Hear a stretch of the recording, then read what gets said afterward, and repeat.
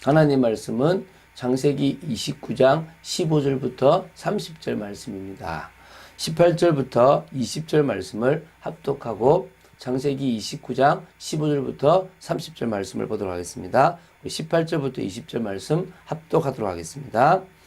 야곱이 라헬을 더 사랑하므로 대답하되 내가 외삼촌의 작은 딸 라헬을 위하여 외삼촌에게 7년을 섬기리이다.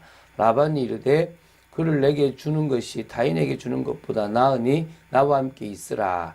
야곱이 라헬을 위하여 7년 동안 라반을 섬겼으나 그를 사랑하는 까닭에 7년을 며칠같이 여겼더라. 참 대단한 사랑이죠, 그죠? 7년을 옛날 성경은 수일같이, 지금은 며칠같이 여겼다. 그 정도로 한 여인을 위해서 자신이 이렇게 일하면서 저 여인을 얻기 위한 노력이 컸다라고 봅니다. 자, 말씀을 보겠습니다. 지금 야곱이 하란에서의 그 도피 생활, 이게 이제 본격적으로 이제 진행되고 있습니다. 자, 오늘 보게 될 창세기 29장 15절부터 30절은 외삼촌 라반의 집에 머무르게 된 야곱이 라반의 두 딸 레아와 라헬을 아내로 맞이한 내용입니다. 사기를 좀 당하죠, 그죠?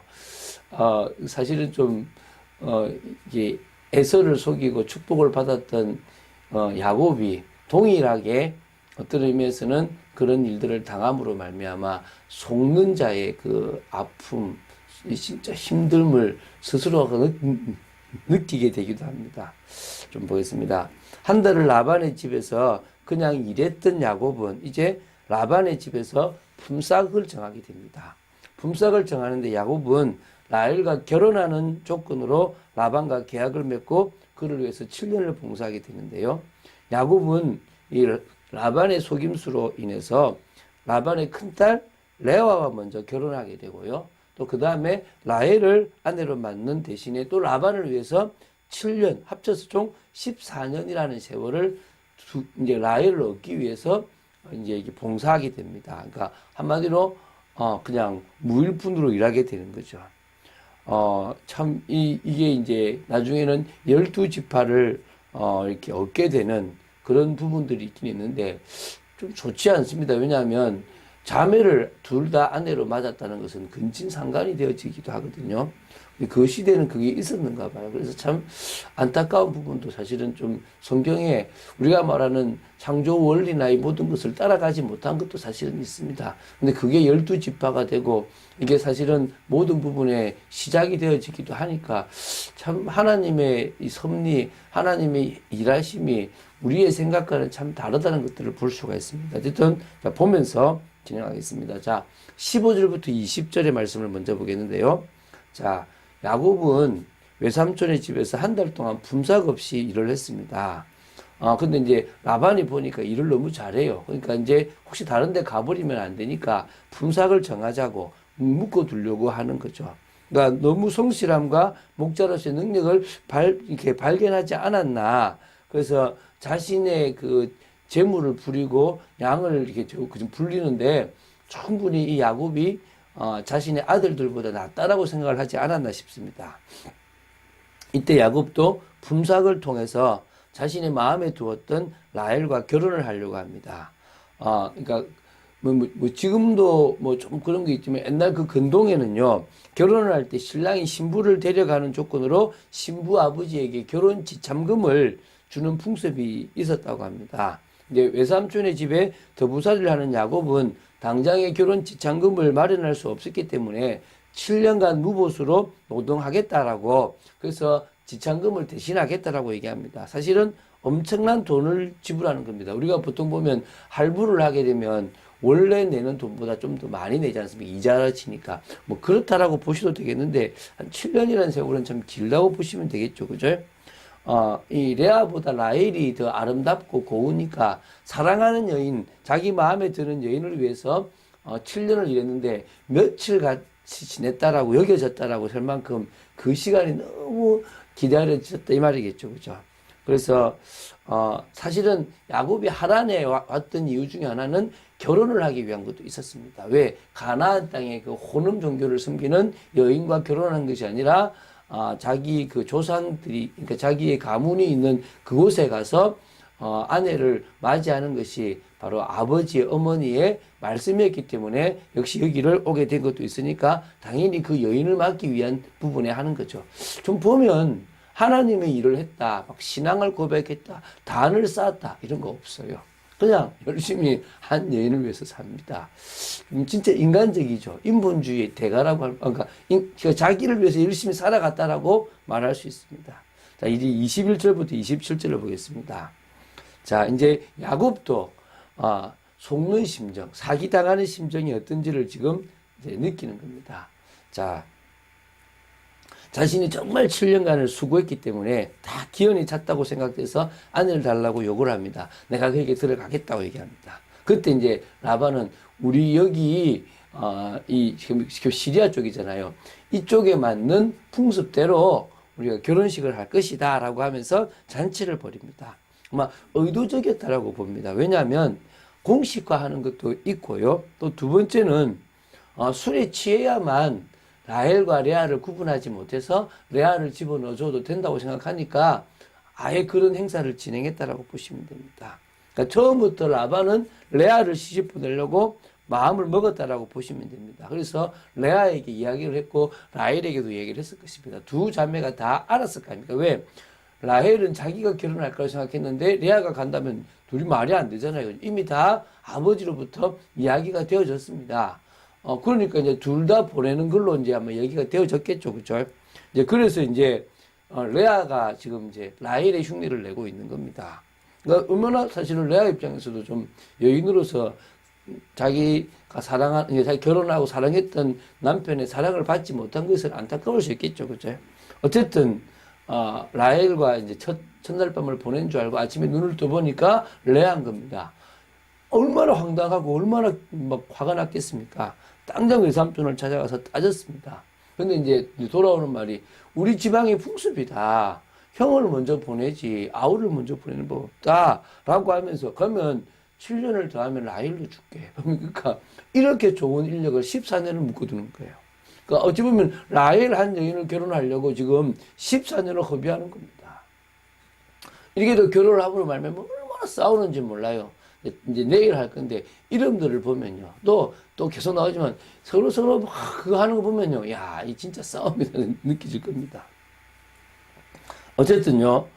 다시 이제 하는데 이제 그 조건이 일주일간의 결혼 축제를 중도에 멈추지 않고 끝까지 다 이행하라는 조건을 이제 내 겁니다. 왜냐하면 그게 이제 뭐 학자들마다 그런 말인데 일주일간의 결혼 축제를 다 채워야만 결혼이 무효가 안 돼요. 아니면 결혼이 무효가 되는 거예요. 그러니까 야곱은 결혼을 무효화시키고 싶잖아요. 근데 라반은 레아부터 시집 보내야 되니까 이 결혼을 성사시켜야 돼요. 그 조건이 뭐냐면 너 레아와 결혼해야 내가 누굴 주겠다? 라헬을 주겠다라는 거예요.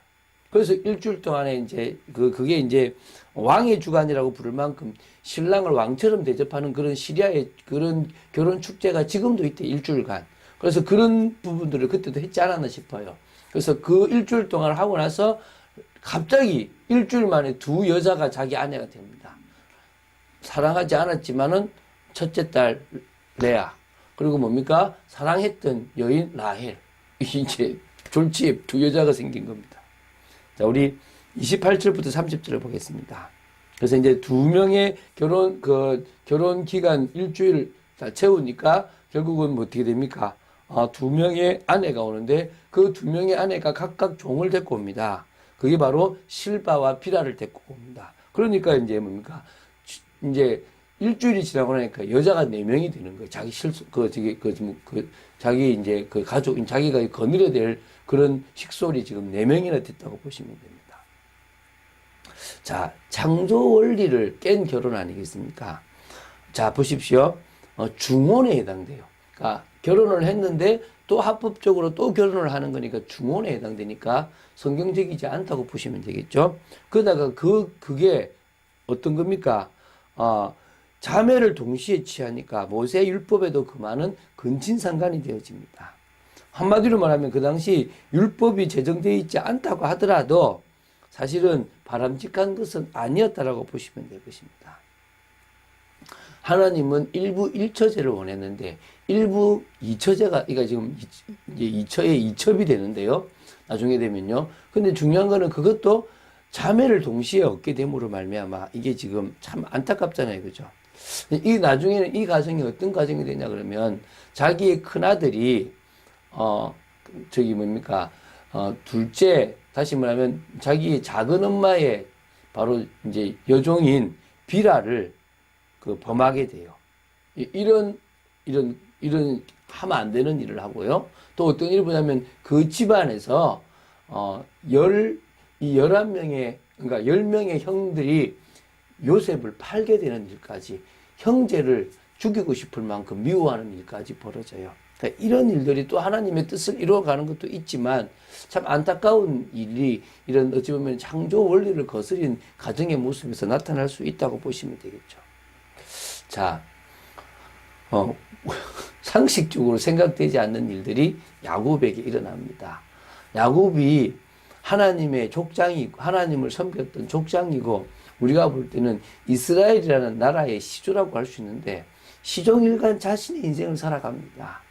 물론 이 당시의 언약은 어찌 보면은 가정을 이루고 그곳에서 그 기준도 없고 법도 없고 신들도 개판인 그곳에서 하나님이 참신임을 드러내는 게 신앙입니다. 그리고 단을 쌓고 이렇게 하는 게 신앙인데요. 그게 언약 성취인데 사실은 그래도 하나님을 믿는다라고 하기 참 그럴 만한 많은 부족한 모습들이 이 야곱의 모습 속에 나오고 정말 자신의 인생을 위해서 열심히 살아가는 그러면서도 사기당하고 속는 그런 야곱의 모습을 보게 됩니다. 우리의 인생은 어떠해야 되겠습니까? 여러분 열심히 산다고 해서 올바른 인생이라고 볼 수 없습니다. 속일 수도 있고 속을 수도 있고 하나님의 뜻과 상관없을 수도 있습니다. 어찌 보면 야곱이 지금 이걸 계획하고 하나님의 원하시는 나라를 준비해야 되겠다라고 생각하고 레아와 라헬과 자식을 낳았겠습니까? 아닙니다. 그냥 자기 인생 잘 살라고 노력했습니다. 그런데 하나님은 그 인생을 바꾸어서 하나님이 원하시는 이스라엘이라는 나라를 만들게 하셨던 것입니다.